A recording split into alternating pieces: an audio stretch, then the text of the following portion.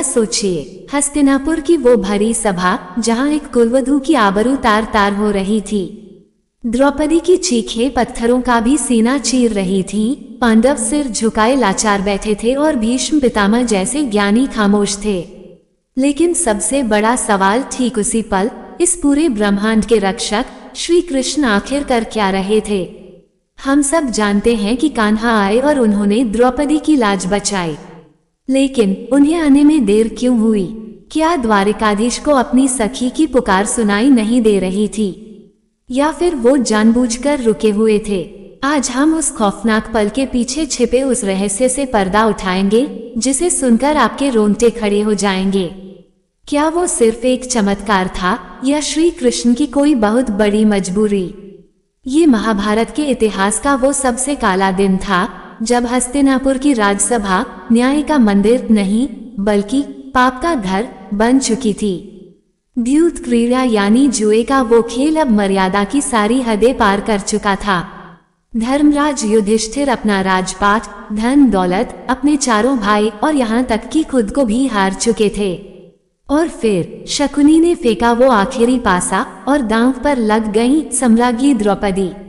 दुशासन जब द्रौपदी को बालों से घसीटता हुआ भरी सभा में लाया तो वहां सन्नाटा तो था, लेकिन वो चीख चीख कर कुरुवंश के विनाश की गवाही दे रहा था। द्रौपदी ने हर उस शख्स की आंखों में देखा जिससे उसे उम्मीद थी, उसके वीरपति पितामह भीष्म, गुरु द्रोण। पर वहां सिर्फ बेबसी थी। जब धरती के सारे सहारे टूट गए तब द्रौपदी का ध्यान सिर्फ एक नाम पर गया, गोविंद। पर क्या गोविंद को खबर थी कि उनकी सखी के साथ क्या हो रहा है? अक्सर लोग पूछते हैं कि जो भगवान कण कण में बसते हैं वो उस वक्त हस्तिनापुर में मौजूद क्यों नहीं थे।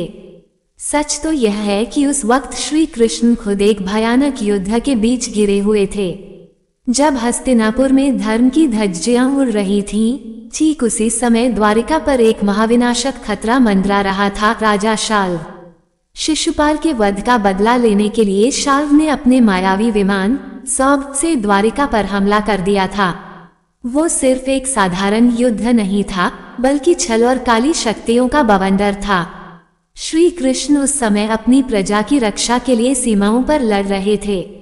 उधर द्रौपदी असहाय होकर पुकार रही थी और इधर गोविंद बाणों की वर्षा में उलझे थे। लेकिन रुकिए, क्या सर्वशक्तिमान कृष्ण के लिए एक साथ दो जगह होना मुश्किल था? नहीं, तो फिर वो पल भर में वहां प्रकट क्यों नहीं हुए? इसके पीछे एक गहरा आध्यात्मिक नियम था जिसे जानना आपके लिए बेहद जरूरी है। कहानी में एक बहुत बड़ा मोड़ यहाँ आता है। द्वारिका का युद्ध तो महज एक बाहरी कारण था, लेकिन असली वजह तो कुछ और ही थी। हमारे शास्त्रों में और संतों की वाणी में एक गहरा सत्य छिपा है। जब तक मनुष्य को अपने बाहुबल पर रत्ती भर भी भरोसा होता है, ईश्वर उसे उसकी ही शक्ति से लड़ने देते हैं। द्रौपदी उस वक्त भी पूरी तरह से समर्पित नहीं हुई थी। जब दुशासन ने साड़ी खींचना शुरू किया तो द्रौपदी ने अपनी पूरी शारीरिक ताकत लगा दी। उन्होंने अपनी साड़ी के छोर को कसकर पकड़ लिया, यहाँ तक कि उसे अपने दांतों से भींच लिया ताकि वो खुल न जाए। उनकी नजरों में अभी भी एक उम्मीद जिंदा थी कि शायद भीम का खून खौल उठे और वो गदा उठा ले, शायद अर्जुन गांडीव की टंकार सुना दे। वो अपने पतियों के पौरुष पर भरोसा कर रही थी, अपनी खुद की पकड़ पर भरोसा कर रही थी। और मेरे दोस्तों, यही वो बारीक धागा था जिसने श्री कृष्ण को हस्तिनापुर आने से रोके रखा था। वो द्वारिका से सब देख रहे थे, इंतजार कर रहे थे कि कब मेरी सखी का ये भ्रम टूटेगा कि वो खुद को बचा सकती है। सोचिए उस पीड़ा को। उस पल द्रौपदी की आंखों से आंसू नहीं, अंगारे बह रहे थे। उसने देखा कि भीम का सीना गुस्से से फड़क तो रहा है, लेकिन वो धर्मराज के वचन की जंजीरों में जकड़ा है। अर्जुन की मुट्ठियां भिंची हैं, पर हाथ खाली हैं। हस्तिनापुर के वो बड़े बड़े महारथी जो धर्म की दुहाई देते नहीं थकते थे, आज काठ के पुतले बने बैठे थे। द्रौपदी का वो भरोसा धीरे धीरे कांच की तरह चकनाचूर हो रहा था। वो अपनी लाज बचाने के लिए जूझ रही थी, दुशासन की ताकत से लड़ रही थी। और ठीक यही वो गलती थी। अध्यात्म कहता है कि ईश्वर आपकी मदद के लिए तब तक नहीं दौड़ते जब तक आप, मैं और मेरा नहीं छोड़ देते। कन्हैया को पुकारना तो दूर, अभी तो द्रौपदी को लग रहा था कि शायद कोई चमत्कार हो जाए, शायद कोई सभासद उठ खड़ा हो।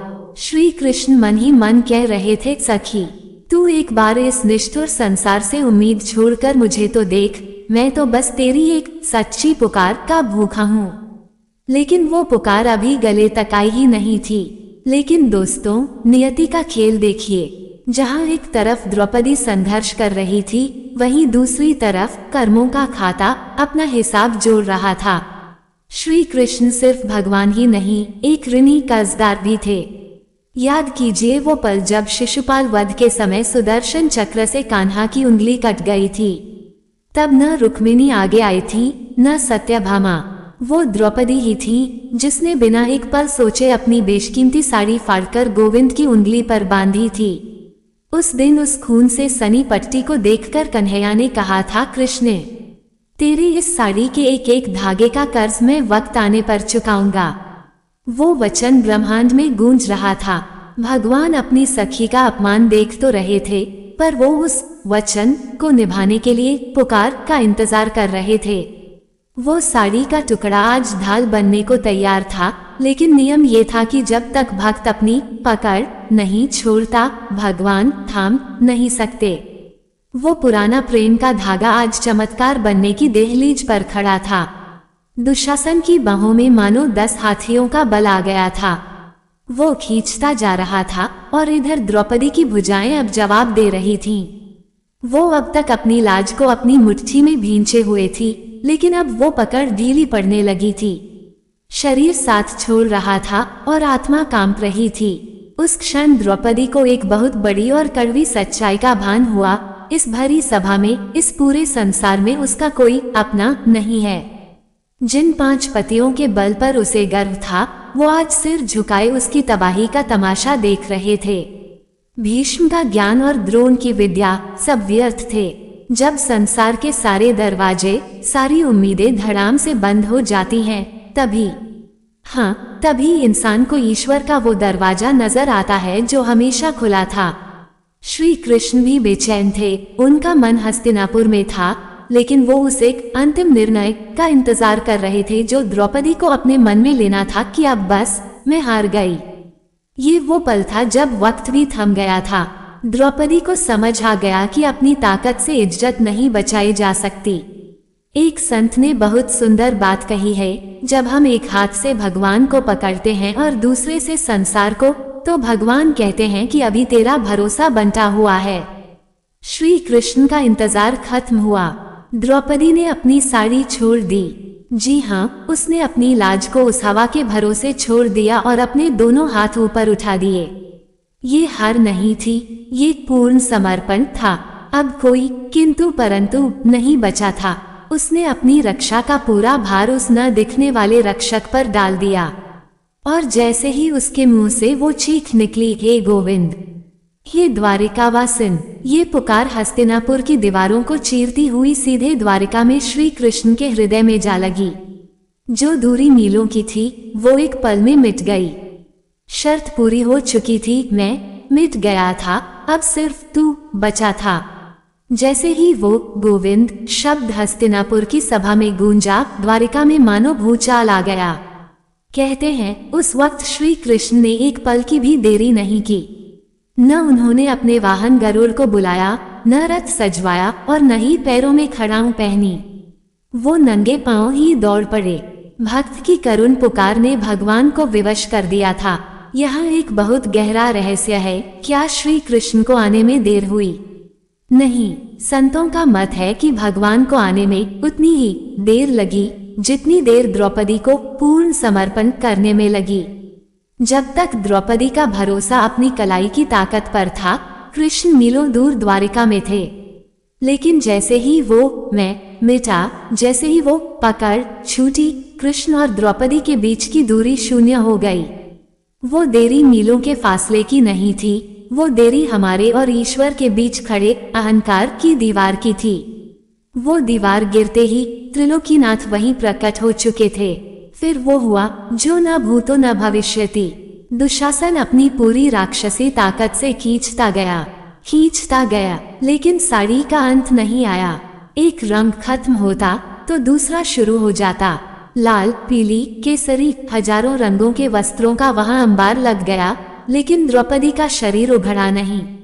वो कपड़ा अब महज सूत का धागा नहीं था, वो साक्षात श्री कृष्ण थे, जो करुणा बनकर अपनी सखी की लाज से लिपट गए थे।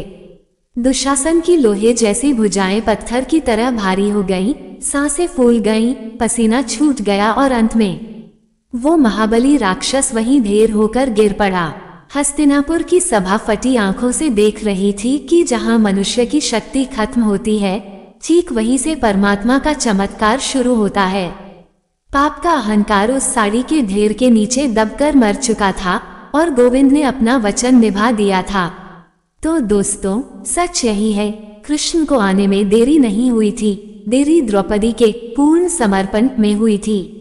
अब एक कड़वा सच खुद से पूछिए, क्या हम भी अपनी जिंदगी में वही गलती नहीं कर रहे? क्या हमने भी अपनी समस्याओं की साड़ी को कसकर पकड़ रखा है, ये सोचकर कि मैं संभाल लूंगा?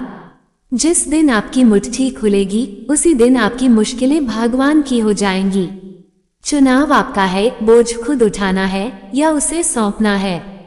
अगर इस सत्य ने आपकी आंखों से पर्दा हटा दिया हो, तो कमेंट में एक बार पूरे अधिकार के साथ लिखें, जय श्री कृष्ण। धर्म और सत्य के ऐसे ही गहरे रहस्यों से जुड़े रहने के लिए अभी सब्सक्राइब करें और बेल आइकन दबाएं, ताकि कोई भी ज्ञान आपसे छूट न